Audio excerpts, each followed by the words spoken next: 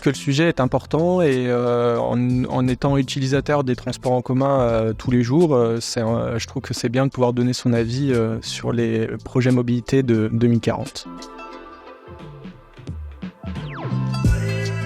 J'ai été agréablement surprise parce que sur le coup, je me suis dit, on a pas mal de disparités vu qu'on venait d'horizons différents, de localisations différentes et qu'on avait des problématiques justement différentes. Et en fait, on a été vraiment bienveillants les uns envers les autres. Et ce qui a été intéressant, c'est de pouvoir confronter les problématiques de chacun et de résoudre ces problématiques au global et trouver des synergies communes.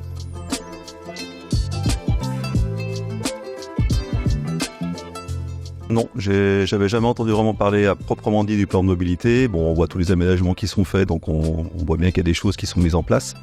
Mais il y a quand même, je pense, un manque de communication par rapport à ça, parce que c'est par rapport à l'enjeu qu'il y a. Je trouve qu'il n'y a pas beaucoup d'explications et de com.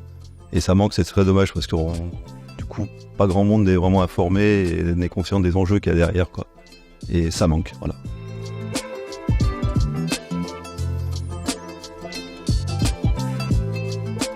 La santé est un enjeu majeur pour tous, pour nos enfants, nos parents et nous-mêmes, pour les années aussi à venir, la réduction de carbone aussi. Donc forcément, l'enjeu est fort et utiliser les transports en commun, décarboner notre ville, c'est important.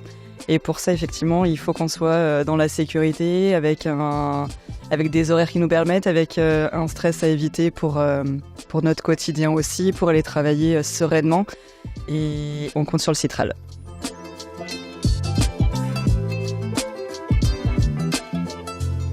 Pour moi, ça serait une mobilité apaisée et que chaque utilisateur soit plus apaisé, qu'on arrête de stigmatiser des types de mobilité et qu'on trouve vraiment un consensus tous ensemble plutôt que d'essayer d'opposer et qu'il y a quand même beaucoup de tensions entre les vélos, les voitures. On fait tous partie d'une métropole et je trouve qu'il faut quand même trouver des solutions pour apaiser et c'est surtout ça l'idéal de demain en fait, ce que j'aimerais dans la mobilité.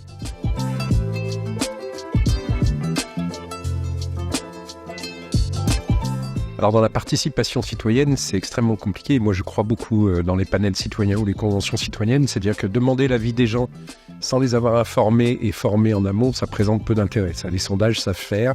Et on a, qu'on trouve dans les journaux habituellement, des polémiques. Non, moi, ce qui m'intéresse, c'est effectivement qu'on informe les gens, qu'ils se fassent des idées, qu'ils échangent entre eux, qu'ils fassent de l'intelligence collective et qu'à la fin, collectivement, ils élaborent un avis construit, réfléchi. C'est beaucoup plus riche et c'est ça qui est intéressant dans le panel citoyen.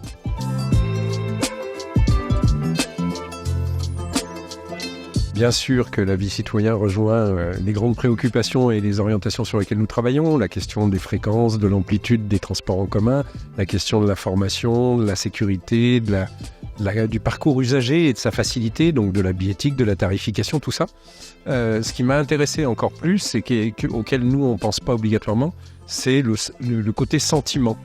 C'est-à-dire que nous, on travaille sur des faits, sur des choses réelles, et puis il y a le sentiment de sécurité bien évidemment, mais aussi le sentiment de propreté, de niveau de service, et donc ça m'a beaucoup enrichi.